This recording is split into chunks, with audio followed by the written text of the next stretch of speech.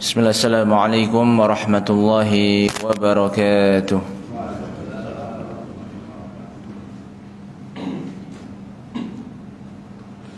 Alhamdulillah wassalatu wassalamu ala rasulillah wa ala alihi wa ashabihi wa man tabi'ahum bi ihsanin ila yaumiddin, amma ba'd.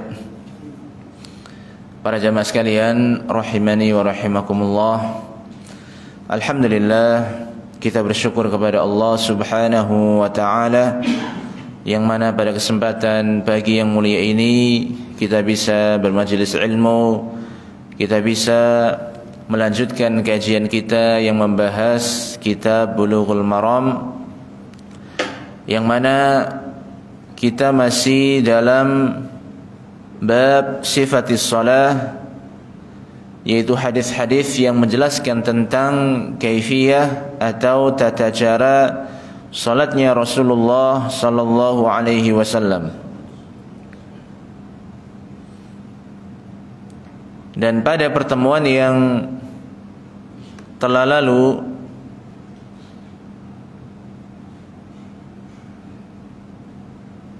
kita membahas tentang masyru'iyah al-qunut fin nawazil, yaitu disyariatkannya melakukan qunut nazilah, yang mana dalam pembahasan tersebut ada 4 hadis.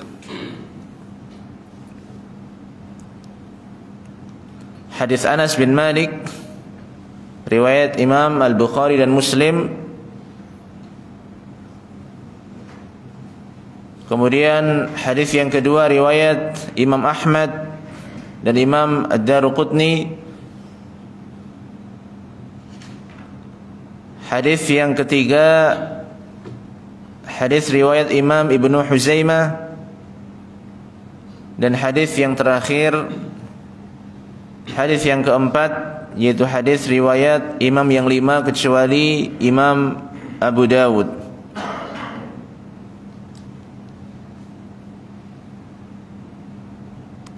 Dan dari hadis-hadis ini masih ada penjelasan yang tersisa,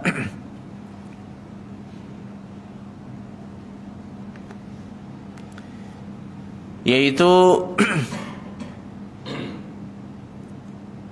sebagaimana yang dijelaskan oleh pensyarah kitab ini. Di antara faedah yang bisa diambil dari hadis-hadis tersebut adalah al-mutatabbi' li sunnah yajid anna aktsar al-ahadits tadullu ala annahu sallallahu alaihi wasallam kana yaqnutu 'inda al-hajati wan nazilati fi salatil fajri. Kalau kita memperhatikan sunnah Nabi sallallahu alaihi wasallam dan juga hadis-hadis Nabi sallallahu alaihi wasallam, maka akan kita dapati hadis-hadis tersebut menunjukkan bahwasanya dahulu Rasulullah melakukan kunut pada saat ada hajah dan nazilah, pada saat ada keperluan hajat, dan pada saat ada nazilah, yaitu tatkala musuh-musuh Islam menyerang, menguasai kaum muslimin. Dan itu dilakukan oleh Rasulullah sallallahu alaihi wasallam fi salatil fajri, pada saat salat fajar. وقد تقدم في حديث أنس في قصة القراء الذين قتلوا في بئر معونة فدعا النبي صلى الله عليه وسلم شهرا في صلاة الغداء. Sebagaimana yang telah kita jelaskan bahwasannya Rasulullah sallallahu alaihi wasallam melakukan kunut nazilah, mendoakan orang-orang musyrikin yang mana mereka membunuh para sahabat Rasulullah sallallahu alaihi wasallam sebanyak 70 orang qurra. Mereka terbunuh di Bi'ri Ma'unah. Maka Rasulullah melakukan kunut nazilah, mendoakan keburukan, kebinasaan, kejelekan kepada musuh-musuh Islam fi salatil ghada, yaitu pada salat apa? Pada salat subuh. Wa kadza warada fi hadis Ibnu Umar wa hadis Abi Hurairah. Demikian pula dalam hadis-hadis yang lainnya.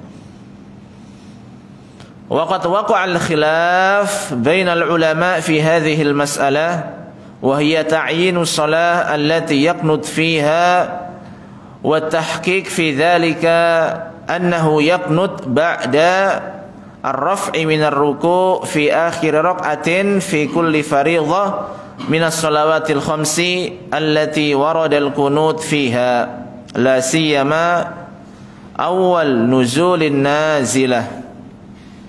Kemudian telah dijelaskan kemarin tentang perbedaan para ulama tentang di salat mana Rasulullah sallallahu alaihi wasallam itu melakukan kunut di dalam salat tersebut. Dan pendapat yang rajih bahwasanya Nabi sallallahu alaihi wasallam yaqnut ba'da ar-raf'i min ar-ruku' fi akhir rak'atin min kulli fariidhah. Nabi itu melakukan kunut ya setelah ruku'. Ba'da ar-raf'i min ar-ruku', yaitu setelah rukuk kemudian Nabi mengangkat, yaitu pada saat i'tidal. Ya, Nabi berdiri dari rukuk kemudian beliau angkat kepalanya, yaitu i'tidal fi akhir rak'atin min kulli fariidhah min as-salawatil khamsi. Di setiap salat fardu dari salat-salat fardu yang 5 waktu. La siyama awwalu nuzuli an-nazilah, terlebih ya di awal-awal adanya peristiwa besar yang menimpa kaum muslimin dari kezaliman orang-orang kufar, orang-orang musyrikin. Li'anna an-nasa ahwaj ila kathratid du'a, karena manusia membutuhkan banyak berdoa kepada Allah Subhanahu wa taala. Fa idza khaffatin nazila qanata fi fajri wal maghrib. Kalau peristiwanya itu sudah mulai menurun, ya, tidak sebesar di awal-awal, yaitu mulai berkurang. Fa idza khaffatin nazilah qanata fil fajri wal maghrib, maka melakukan kunut nazilahnya itu di 2 salat, yaitu salat fajar, salat subuh, dan salat maghrib. Kalau sudah apa? Berkurang. Awalnya di salat 5 waktu, kemudian ketika berkurang ya peristiwa atau kejadiannya, maka kunut nazilahnya dilakukan pada salat subuh dan salat maghrib. Wa idza khaffat qanata fil fajri. Kalau berkurang lagi, maka kunut nazilahnya itu pada salat subuh. Fa idza aqla'at amsaka 'anil kunut.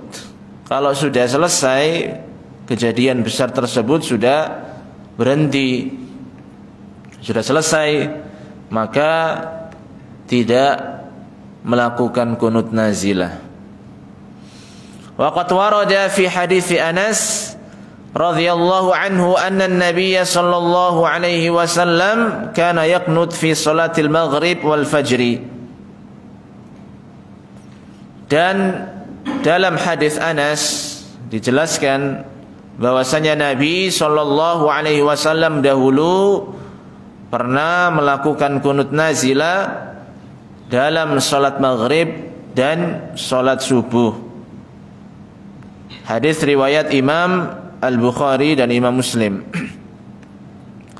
Wa an Abi Hurairah radhiyallahu anhu qala, dan dari sahabat Abu Hurairah, semoga Allah meridai beliau, qala la uqarribanna lakum salata Rasulillah sallallahu alaihi wasallam, fakana Abu Hurairah yaqnut fi ar-rak'atil akhirah min salati adh-dhuhri wal 'isha'il akhirah wa salati subhi ba'dama yaqul sami'allahu liman hamida wa yad'u lil mu'minin wa yal'an al-kuffar.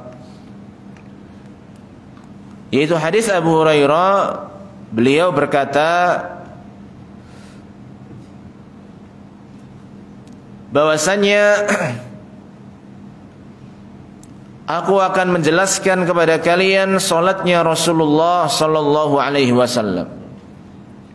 Maka Abu Hurairah ini mengetahui bagaimana salatnya Rasulullah sallallahu alaihi wasallam. Paham betul ya salatnya Rasulullah sallallahu alaihi wasallam. Lalu dijelaskan bahwasanya Abu Hurairah ini yaqnut fi raq'atil akhirah. Abu Hurairah melakukan kunut pada rakaat yang terakhir dari salat zuhur, salat isya, salat subuh, setelah beliau mengucapkan sami'allahu liman hamidah. Yaitu setelah i'tidal baru beliau kunut nazilah. Nah, kunut nazilah karena pada saat itu beliau yad'u lil mu'minin. Beliau mendoakan kebaikan-kebaikan bagi orang-orang mukmin. Wa yal'an al-kuffar. Dan beliau melaknat orang-orang kufar. Mendoakan kejelekan, mendoakan kebinasaan, mendoakan keburukan bagi orang-orang kufar. Karena pada saat itu orang-orang kufar ya menyerang, menzalimi, mengintimidasi orang-orang mukmin. Makanya kunut nazilah. Ya, tasallutul a'da 'alal muslimin.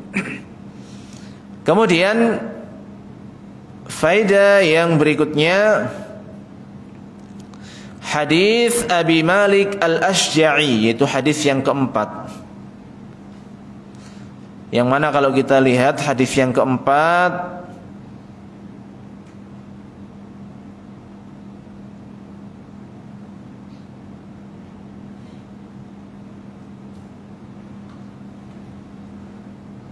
wa an Sa'ad ibn Tariq Al-Ashja'i qala qultu li abi ya abati innaka qad sallaita khalfa Rasulillah sallallahu alaihi wasallam wa Abi Bakr wa Umar wa Uthman wa Ali afakanu yaqnutuna fil fajri qala ay bunayya muhdath rawahu al-khamsatu illa Abu Dawud. Yaitu dari Sa'ad bin Tariq Al-Ashja'i, semoga Allah meridai beliau. Beliau berkata, qultu li abi, aku bertanya kepada bapakku, wahai bapakku, sesungguhnya engkau salat di belakang Rasulullah sallallahu alaihi wasallam dan di belakang Abu Bakar dan juga Umar dan juga Utsman dan juga Ali. Apakah dahulu mereka melakukan kunut fil fajr pada salat subuh? Qala, maka beliau menjawab, ay bunayya muhdath, wahai anakku, muhdath yaitu sesuatu yang baru. Ya. Hadis riwayat imam-imam yang 5 kecuali Imam Abu Dawud.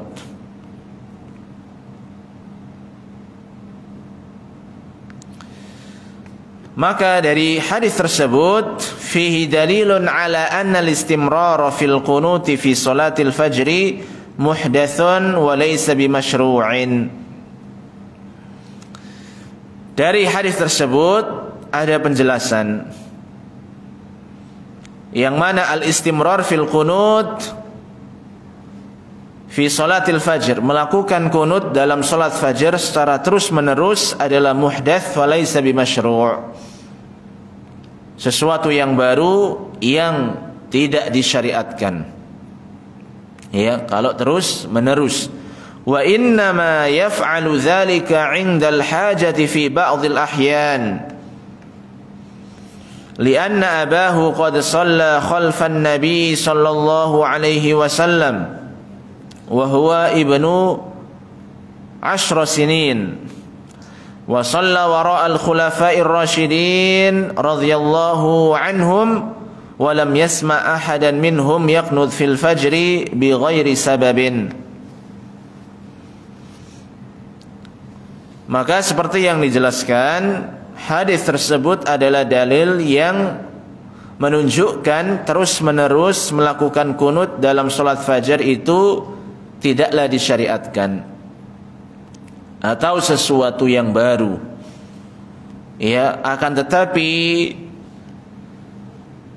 kunut yang dilakukan di waktu salat subuh itu indal hajah fi ba'dil ahyan, ketika ada hajat. Itu sebagaimana Nabi ketika mendengar 70 sahabatnya itu apa? Dibunuh. Ahlul qura atau ahlul Quran, yaitu qurra, ahli qiraah, penghafal Al-Quran ternyata dibunuh. Itu ada hajat, lalu Nabi melakukan kunut nazilah, dan itu dilakukan juga pada salat subuh. Wa inna ma yuf'alu dzalika 'indal hajah fi ba'dil ahyan. Kalau ada hajat, dan kadang-kadang yaitu merujuk pada ada hajatnya tadi itu. Kenapa demikian? Li'anna abahu, yaitu bapaknya,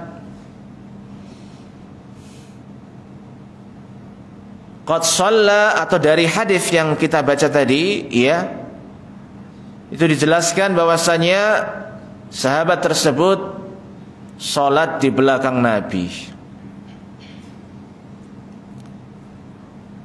Salat di belakang siapa?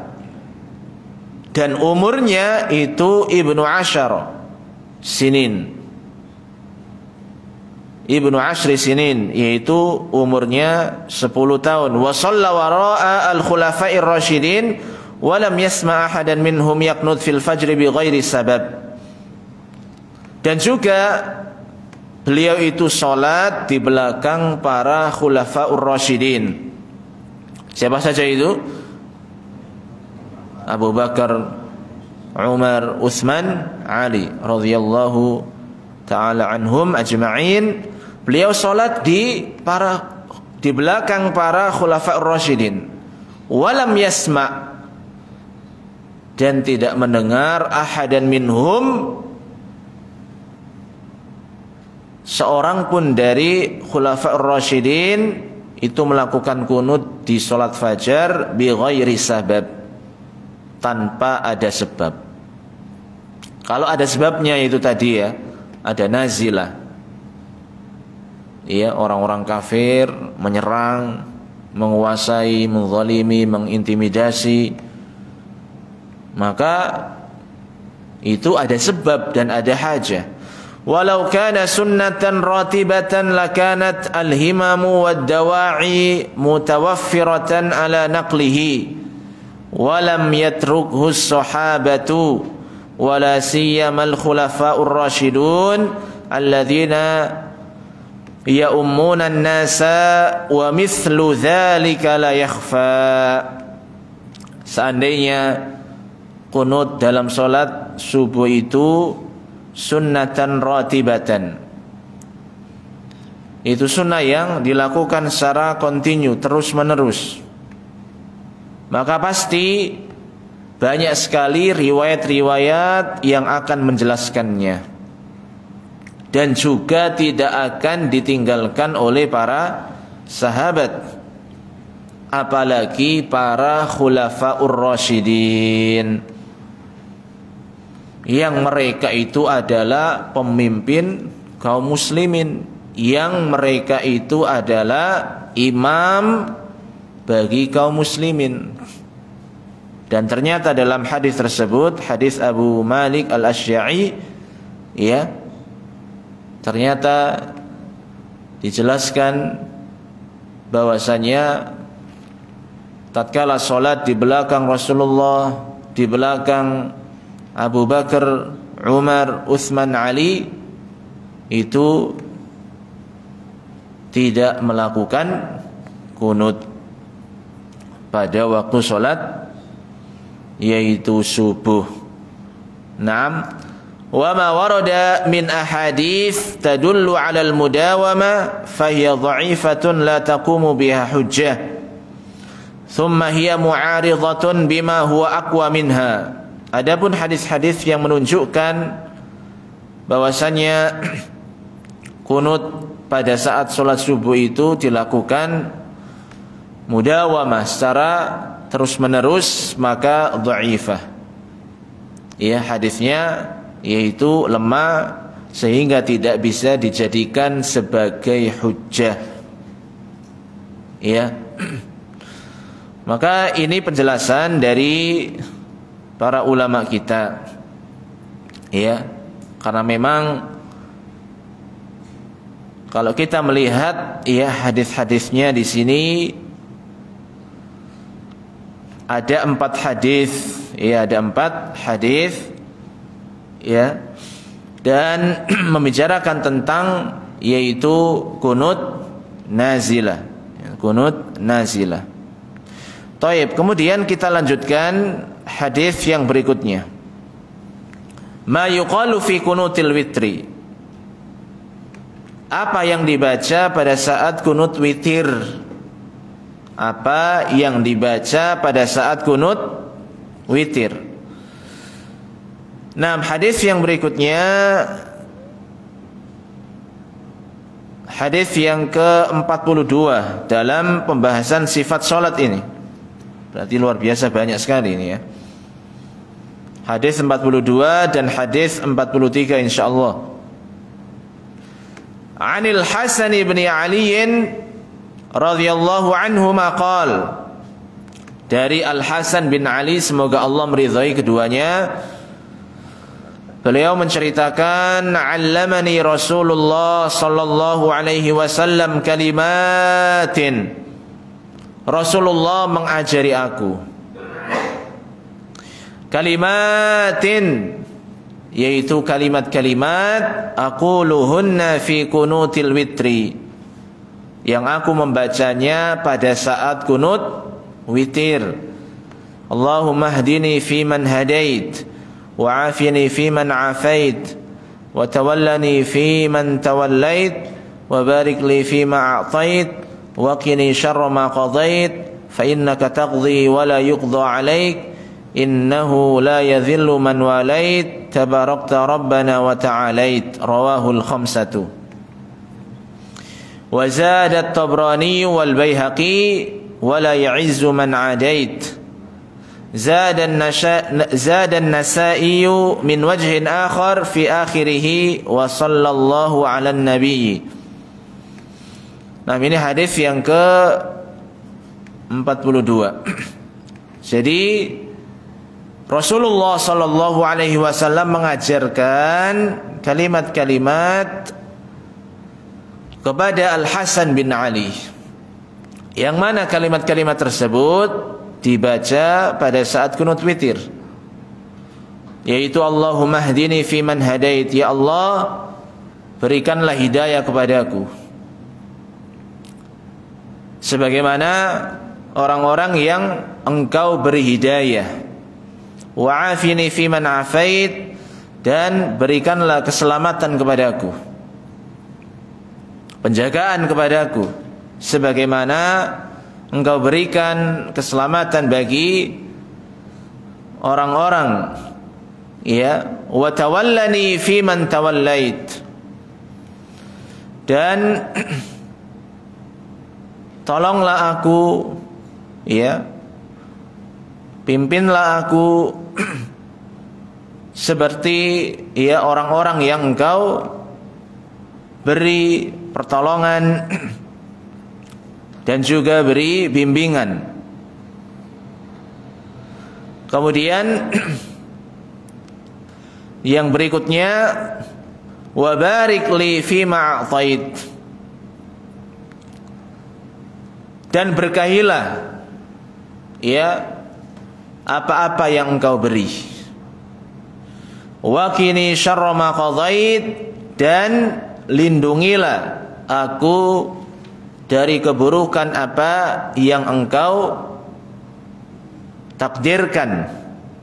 Fa innaka taqdi wa la yuqdha 'alaik, sesungguhnya engkau yang memutuskan, yang menetapkan, dan bukan engkau yang ditetapkan.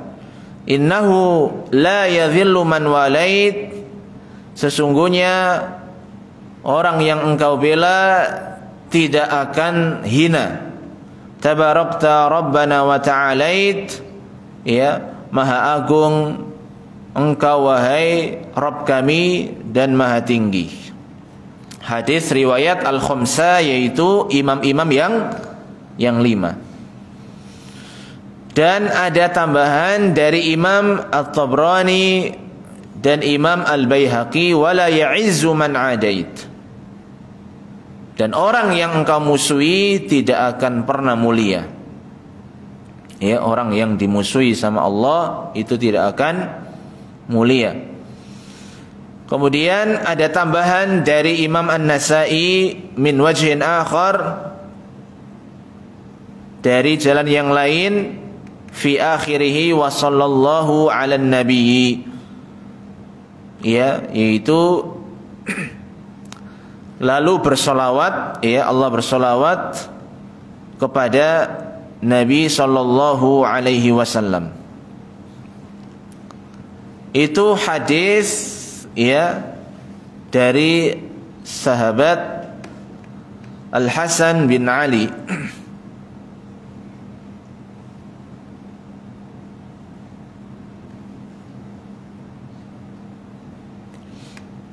Yang mana tadi dijelaskan rawahul khamsah, diriwayatkan imam-imam yang 5,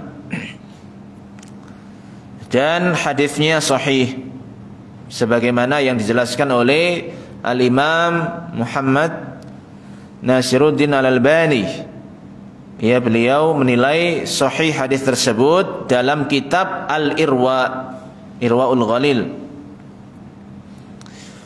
Sebagaimana pula tambahan dari Imam At-Tabrani dan Imam Al-Baihaqi, wala ya'izzu man adait, itu juga sahih, ya, hadis yang sahih. Kemudian tambahan dari riwayat Imam An-Nasa'i, wa sallallahu ala nabi, maka tambahan tersebut dari riwayat Imam An-Nasa'i, ya, ini dhaif, ya, dhaif sebagaimana yang dijelaskan oleh Imam Al-Albani dalam kitab beliau Sifatis Shalah.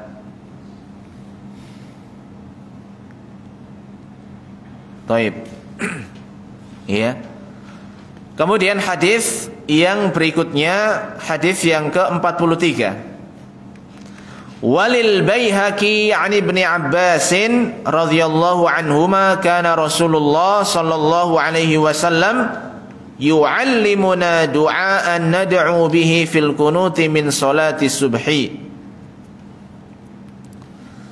Dan riwayat Imam Al-Baihaqi dari sahabat Abdullah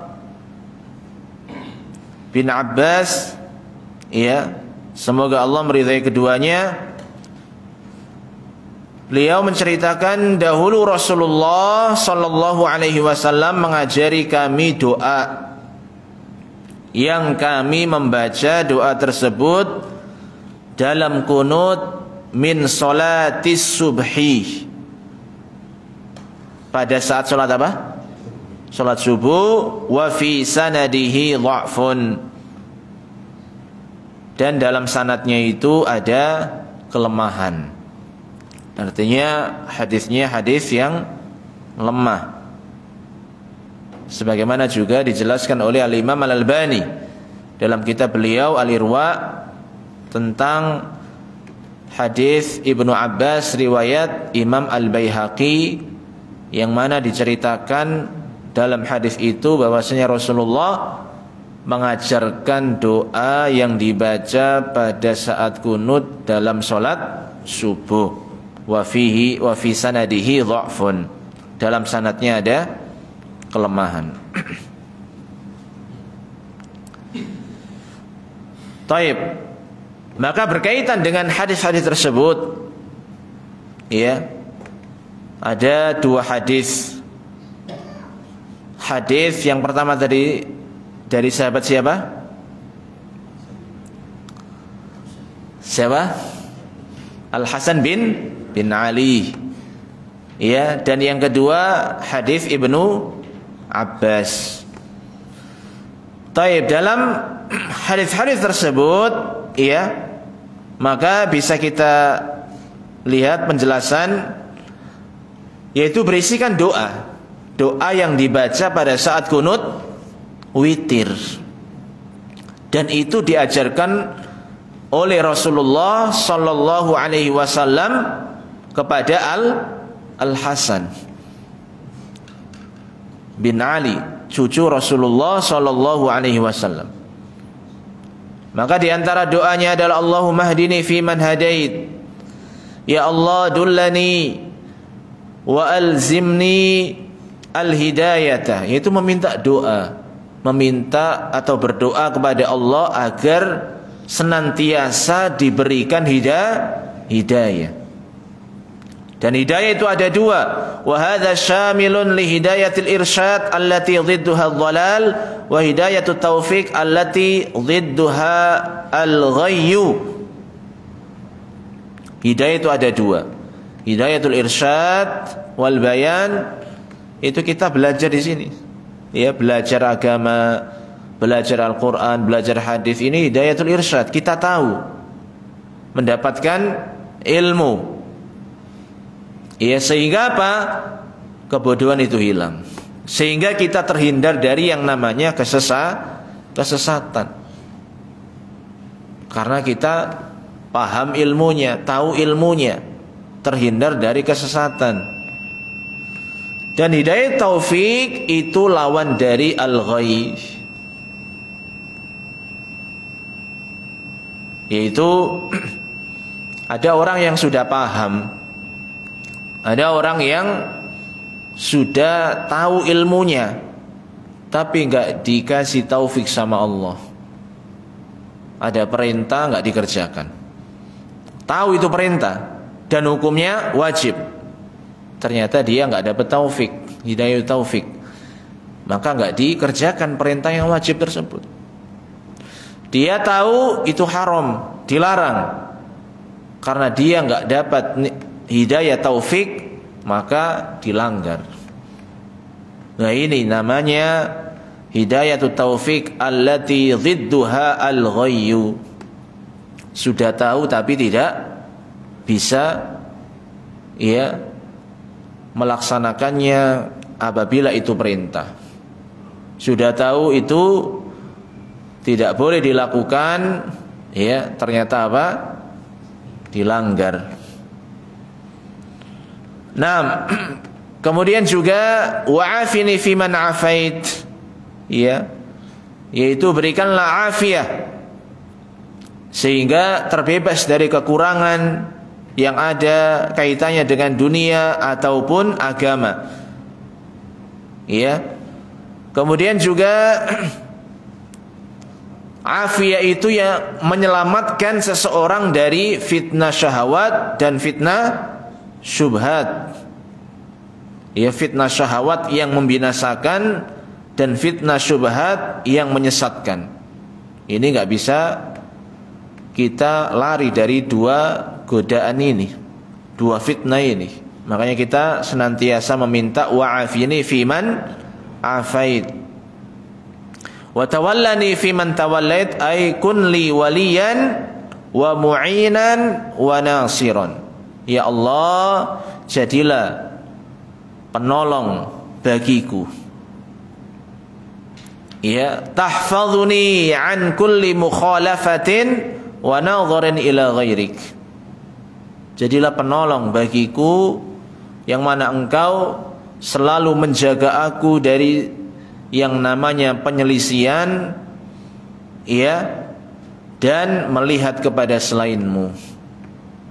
Nah ini watawallani fiman tawalla, artinya terus ditunjuki, dituntun, ya, agar tidak menyimpang. Watawallani fiman tawallait, jangan sampai serong kanan serong kiri, dituntun terus. Ya, Allah membantunya, Allah menolongnya agar dia tidak melakukan pelanggaran syariat.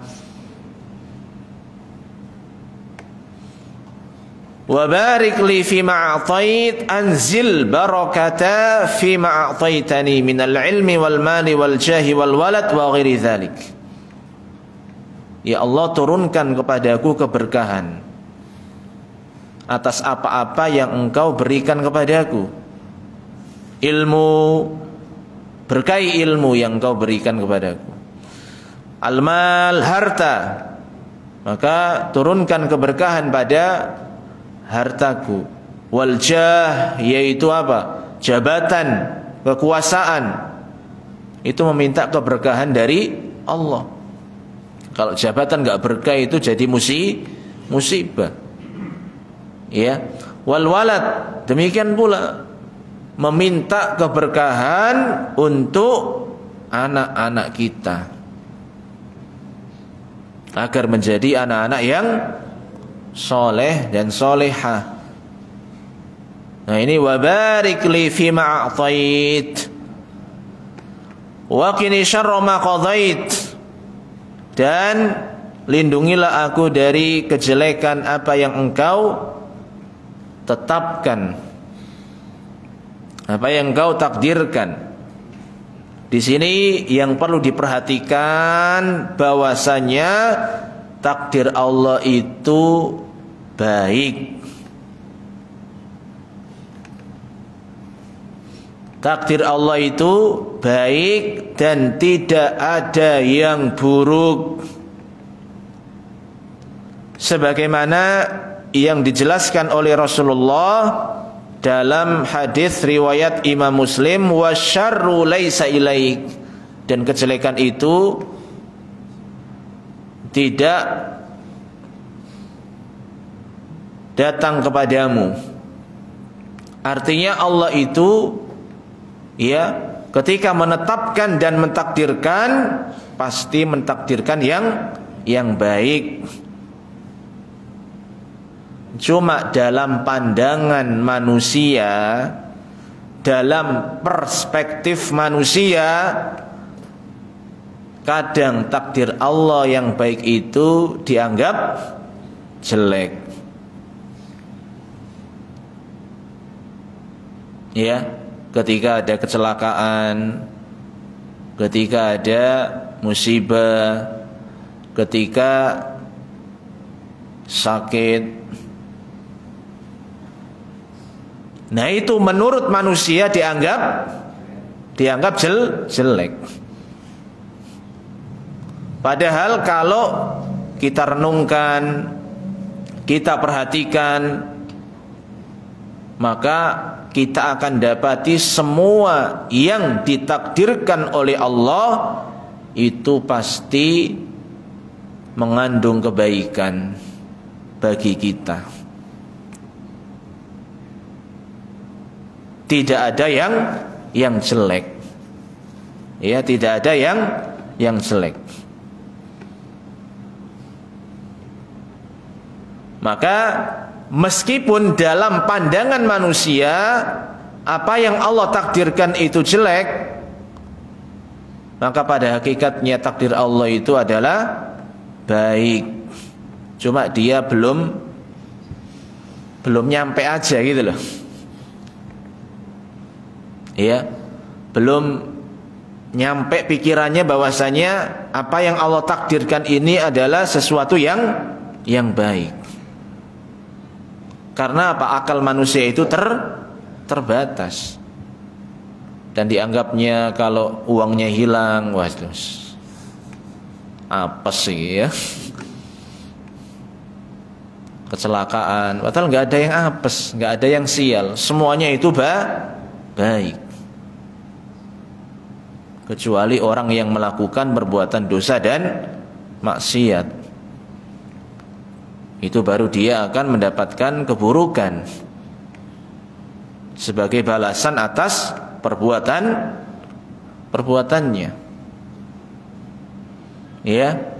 Maka meskipun dalam pandangan manusia itu dianggap jelek, wa hadza wa in kana syarran fahuwa fil haqiqati khairun.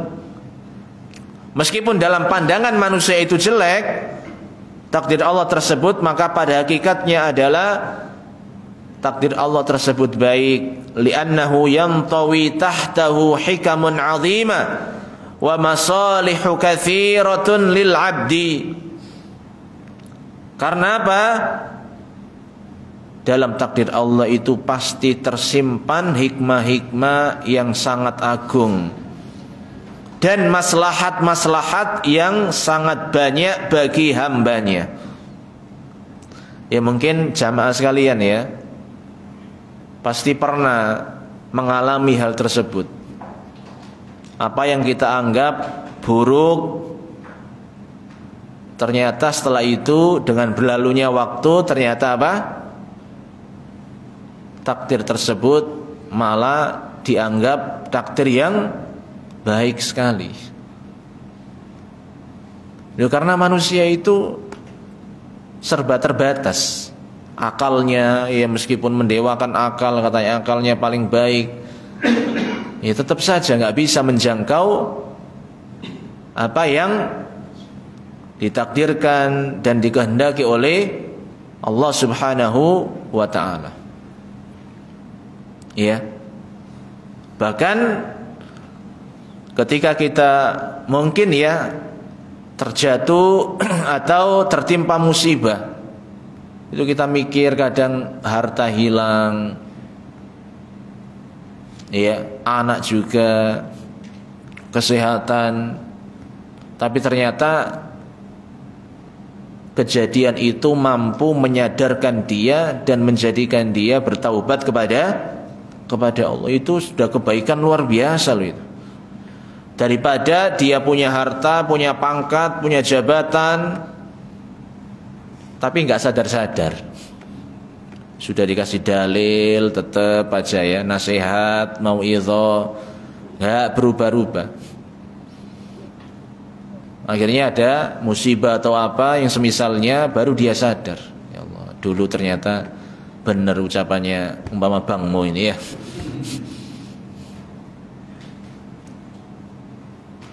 Makanya kadang musibah itu membawa kebaikan kepada kita.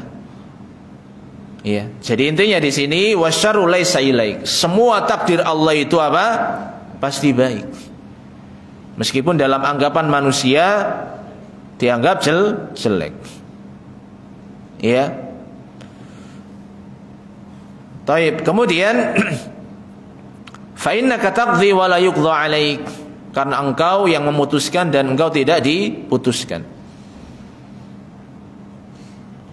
Sebagaimana pula ya tadi bahwasanya orang yang engkau bela itu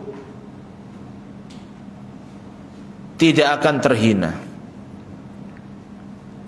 Jadi yang kita butuhkan itu bukan pembelaan dari manusia. banyak konco-konconya, banyak teman-temannya membela kita, tapi kita lupa sama Allah, lalai dari mengingat Allah, ya sama aja, nggak akan menjadi orang yang mulia dengan banyaknya, yaitu teman atau banyaknya orang yang mendukung kita. Sebagaimana orang yang engkau musuhi tidak akan pernah mulia. Makanya jangan sampai kita dimusuhi oleh Allah. Jangan sampai kita dibenci oleh Allah. Iya, karena tidak akan pernah bisa menjadi orang yang mulia. Waktunya habis ya. Berapa? Taib, di sini ada penjelasan sedikit. Wala'alla al-hikmata wallahu a'lam fil ityani bi dhamiril jam'i fi qawlihi rabbana duna ma taqaddama min qawlihi wahdini dzalika li anna maqama as-su'al wa du'a wa huwa munasibun litadhallul wal inkisar wa hadha maqamun aw maqamu thana'in 'ala rabbi fanasaba al-ityana bi dhamiril jam'i. Kalau kita melihat redaksinya, redaksi atau bacaan dari kunut witir tersebut, kalau dari awal itu kan pakai dhamir saya, Allahumma hdini wa'afini wa tawallani wa barik li wa qini, ya. Tapi ketika membaca tabarakta rabbana, itu pakai apa? Rabbana pakai bukan pakai ni seperti tadi. Allahumma hdini tabarakta rabbana, yani Rabb kami. Itu kok beda. Kalau awal tadi saya, Allahumma hdini, ya Allah tunjukilah aku. Tapi ketika tabarakta rabbana, itu kok pakai dhamirna, yaitu kami. Ya, dijelaskan di sini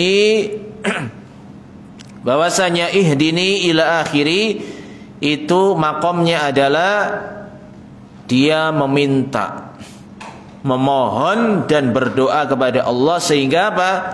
Sehingga yang lebih cocok adalah pakai ni saya, karena dia sedang menunduk kepada Allah, bersimpuh di hadapan Allah, inkisar wa tadhallul. Adapun tabarakta rabbana itu adalah maqam sana ala rabb, memuji Rabb, memuji Allah Subhanahu wa taala, sehingga yang cocok itu adalah dengan memakai dhamir jama'. Imma isyaratun ilal azzi an qiyamil mar'i bimufradihi bi ada'i haqqi thanaihi, atau juga bisa dipahami bahwasannya saya ini belum mampu untuk melaksanakan dan menunaikan hak-hak Allah.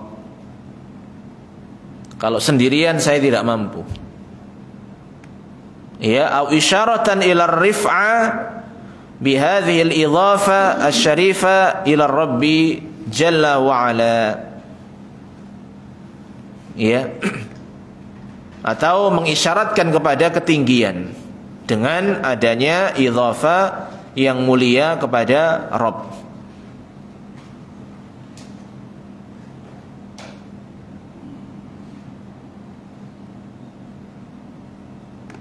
Taib, habis waktunya. Nah, insyaallah kita lanjutkan pada pekan yang akan datang biidznillah taala. Kita tutup. Subhanakallahumma wa bihamdika asyhadu an la ilaha illa anta astaghfiruka wa atubu ilaik. Wassalamualaikum warahmatullahi wabarakatuh.